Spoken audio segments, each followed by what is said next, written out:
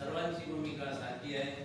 सर्वांनी एकमताने एक विचाराने अत्यंत हुशारीने आपण हा मोर्चा काढायचा आहे। कॉम्रेड आपले आदरणीय हृदयस्थान असलेले कॉम्रेड उद्धव बाळूंनी आपल्याला दिलेल्या शिकवणीनुसार त्यावेळेस जे मोर्चे काढायचे आणि तंत्रज्ञानाच्या सर्व गोष्टीवर लक्ष ठेवायचे तसे सुद्धा त्या विचारावर आपण आज चालून हा मोर्चा अतिशय बारकाईने, कारण या शासनाने कॉम्रेडनी आपल्याला सुंदर विचारांना सांगितले की आपण म्हणतो की जे कायदे जे डॉक्टर बाबासाहेब आंबेडकरांनी अत्यंत गोरगरिबासाठी कष्टकरी गरीब गरजवंत कामगारांसाठी जे कायदे निर्माण केलेले त्या कायद्याला कसे भेगा पाडताय की त्या कायद्यातून त्या घटनेतून कसे कायदे वेगळे करून ते घटना कशी कमजोर करत आहे हे शासन हे सर्व कामदाम दंड सगळं यूज करताय आणि आज गोरगरीब कामगार वर्ग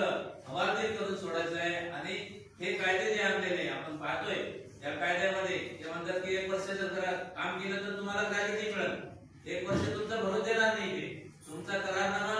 मी आता आपण पाहतोय तुम्हाला पण माहित आहे की 11 महिन्याचा करारनामा करतात काय ग्रॅज्युटी आली 11 महिन्याचा करार तुमचा बॉन्ड राहणार आहे, त्या 11 महिन्यावर काही ग्रॅज्युटी नाही काही नाही। असं आपले सिटूचे जनरल सेक्रेटरी गव्हर्नमेंट रामदास मानकापे हे आपल्याला जे पॉम्पलेट काढणार आहे ते हँडबिल लिहिणार आहे। ते हँडबिल मध्ये पहिले कायद्यामध्ये काय फायदे होते आणि आताच्या कायद्यामध्ये काय फायदे काय तोटे ते आपल्याला ते पॉम्पलेट वाचल्यानंतर दिसतील। असा टेबल राहील की आताच्या कायद्यामध्ये फायदे तोटे काय आणि पहिलेच्या कायद्यामध्ये फायदे तोटे काय, याच्यावरून तर स्पष्ट दिसत की हे कायदे आपले फायद्याचे का तोटेचे। कॉन्ट्रॅक्टर लेबरचं तर काहीच खरं नाहीये, कधी नोकरी जाईल काहीच खरं नाही, काही दिवस स्टेबल राहणार नाही, जीवनामध्ये काही व्यर्थ राहणार नाही, काही पुढे शिकवणार नाही, काही संसार पुढे चालवणार नाही, काही घर नाही दार नाही काही नाही, फक्त खाण्याचा बैलासारखा जसं खाण्याचा बैल झुकून दिला फिरून फिरून तिथं राहतो तसं फिरणार आहे। 8 घंटेची ड्युटी तुमची 12 घंटेवर घातलेली, परत म्हणते की आता 12 घंटे नाहीये 10 घंटे राहणार आहे। 10 घंटे जर म्हणले आणि जाण्या येण्याचा वेळ म्हणजे 12 घंटा तुमचं पूर्ण जाणार आहे, दुसरं काहीच काम करू शकणार नाहीये आणि कामगारची पूर्ण पिळवणूक होणार आहे। म्हणून हे आपल्याला या मोर्चातून दाखवून द्यायचं आहे।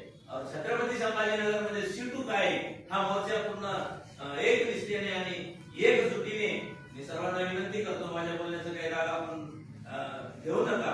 प्रत्येक कंपनीने आपण परमानंट प्रत्येक कंपनीच्या प्रत्येक कामगारांनी प्रत्येक बंधूंनी प्रत्येकाला हुशार नेतृत्वाने की आपली जबाबदारी आहे की आलेले सगळे आपले जेवढे बी मित्र असतील जेवढे बी कामगार असतील त्यांना हात जोडून सांगायचं की आपण लालबावट्याचे सीटू संघटनेचे आपण फाउंडर मेंबर आहात की आपण इंजिन आहात की आपल्या पाठीमागचे जे डबे आहेत ते एका लाईनने चालले पाहिजे, एका शिस्तीने चालले पाहिजे, घोषणा करण्याने सोडले पाहिजे।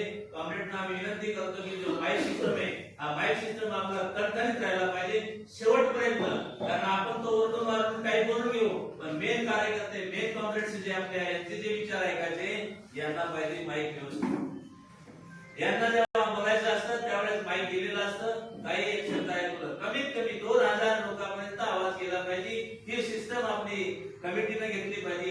एवढंच मी बोलतो आणि थांबतो। इथला जिंदाबाद। आपण सर्व वेळात वेळ काढणाऱ्या सर्व कंपनीचे आणि आल्याबद्दल आपले खूप सिटू जिल्हा कमिटीच्या वतीने खूप आभारी आहे, खूप धन्यवाद आहे। इथला जिंदाबाद, सीआयटी जिंदाबाद। एक सूचना आहे रिमाइंड करून दिली की जे काही आपल्या कंपन्या आहेत त्या कंपनीच्या गेट समोर एकत्रित शक्य होईल या ठिकाणी जास्तीत जास्त 400-500 लोक घालणार ती कंपनी तुमच्या कमिटीचे फोटो छापत करणे प्रॉब्लेम नाही। 12 फेब्रुवारीचा संप यशस्वी करा, जे काही मॅटर लागेल ते मॅटर टाका आणि आपल्या कंपनीच्या गेटवर लावा, म्हणजे 1 तारखेपासून तरी तुम्हाला लागलं पाहिजे एवढी सूचना आहे। आणि ते करा मागे सुद्धा आपण केलं होतं, जिथे जिथे शक्य होईल त्या ठिकाणी राहणारे ट्रॅक्टर लागले काही प्रॉब्लेम नाही, कारण आता वॉल पेंटिंगचा जमाना नाही। पहिले आपण वॉल भिंती रंगवायचं पण आता भिंती रंगवल्या की त्या कुठे चुना मारतो, तर त्याच्यामुळे ते शक्य नाही। पण आपण बॅनर इंडस्ट्री